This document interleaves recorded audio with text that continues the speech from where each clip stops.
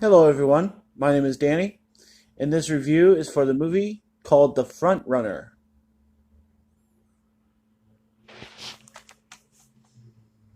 The Front Runner.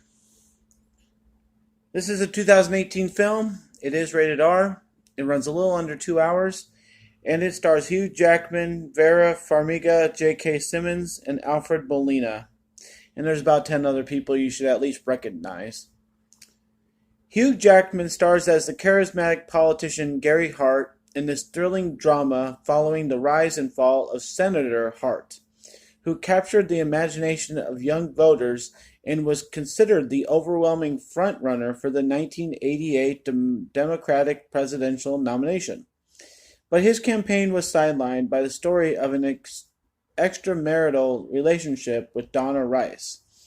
As tabloid journalism and political journalism merged for the first time, Senator Hart was forced to drop out of the race, leaving a profound and lasting impact on American politics and the world stage. The frontrunner. Well, this just came up on my list. I wanted to see what it was all about. I have seen it in stores and stuff for sale, so I wanted to at least say I have had the chance to watch it.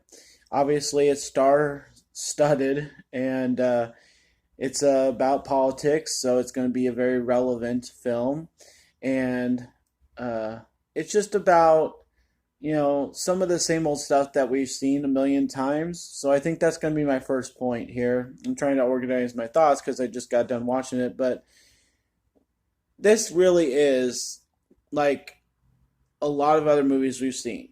I know it's unique to its own situation and its own story, but you just plug in anybody's name to who they're investigating. We've seen this movie a bunch of times. The Post was, I think that was last year or 2017. I'm surprised this movie was within the same year of The Post because The Post was pretty good and this was pretty good. But I'm just surprised they're making movies like each other so close to each other. But that happens, and that's what our culture gets. We get political movies every once in a while. So, obviously, I'll get this out of the way first and foremost is that all the actors are really good in this. They're all very seasoned veterans. J.K. Simmons gets to cuss probably the most, but he's like the veteran advisor who actually gets to argue with the candidate and tell him what he's doing wrong and tells him we need to focus here. And um, Hugh Jackman does a very good job of developing and showing the anger that I don't know, maybe he got a little too angered. Like maybe any human being is going to be frustrated with getting hounded by the media and stuff, but maybe they wouldn't be yelling at the top of their lungs. I mean, I don't know. Like, you have to carry a certain decorum about yourself to try and be a politician. I don't know if a normal, reality politician would get that fired up about certain things, but I don't know. So I don't get to see the behind the scenes of, everybody's life, everything. This is what our image of how this guy would have reacted is this movie. So I think Hugh Jackman did a pretty honorable job about things. There's a couple other guys that I would consider really great actors, like that they've done amazing things in their career, and they were a small part of this movie. One is the head of the Miami Herald newspaper.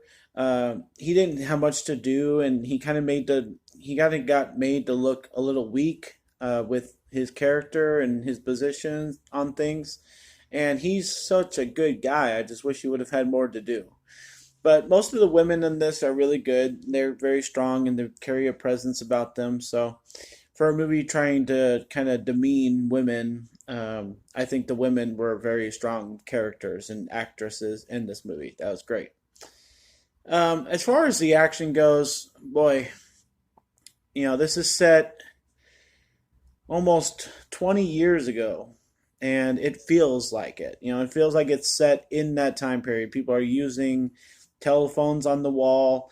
They have the old cameras and stuff.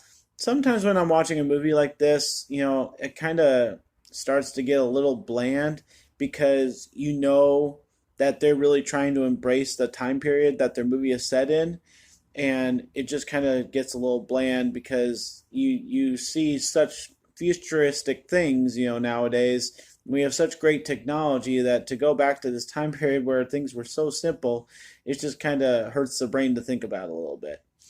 So, I'm kind of getting over the fact that we've seen this movie a million times, but to this story is, I just think they handled it in the wrong way because, like, we have seen it a bunch of times, and everything that was within this, I didn't think it was going to be so much about the newspapers versus this character, Gary Hart. I thought, I could have used some more opinion about what was going on from like American people at that time period. Like all we get is interaction between media and politician and, people in his, party running things around him.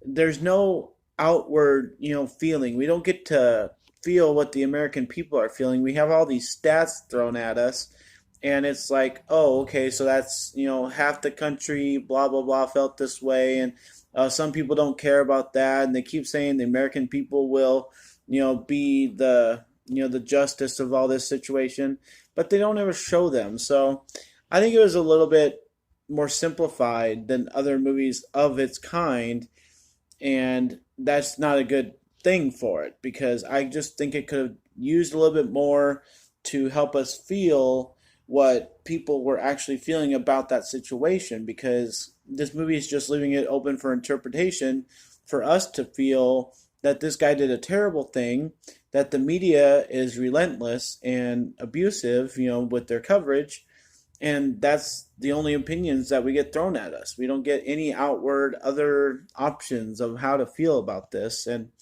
I think, you're left to kind of think what you want about this, and it's going to depend on nowadays what side of, the country you're on right now is how you're going to feel about this movie. If it was right, if it was wrong, who you feel sorry for. And when a movie creates that kind of conflict, that's great. You go away from it, you think about it, you think about how you feel. You either hate the people or you hate the politician, and that creates some good for the movie to get you thinking after the movie and everything. The ending was very abrupt, but it's not like a problem. It's just something that I'm pointing out because I think they could have carried it on a little bit to give us a little bit more closure. Left a lot of things open, and I know that's kind of how things happen when people run out of the presidential races. They just kind of go quiet for a while, aka Sarah Palin, and so I'm not one for politic talking. I have a very simple view on politics, and so I don't like to argue. That's not the point of me doing this review. So no comments about that, please. But I think this was a pretty good movie. I just think it was a B movie, and I think there are a lot better movies of this kind that exist, and they're going to keep making them. So I just don't think this is one that I'm going to remember so much, and I'll remember others a lot more. So I'm going to give a B to The Front Runner, and I do advise watching it because you have to watch all these movies. You know you do. So a B for The Front Runner. Thanks a lot, guys. My name's Danny. If you like this or any of my other videos, try and give some of them a watch. Like and subscribe to my channel if you would, and enjoy your movies. Thanks.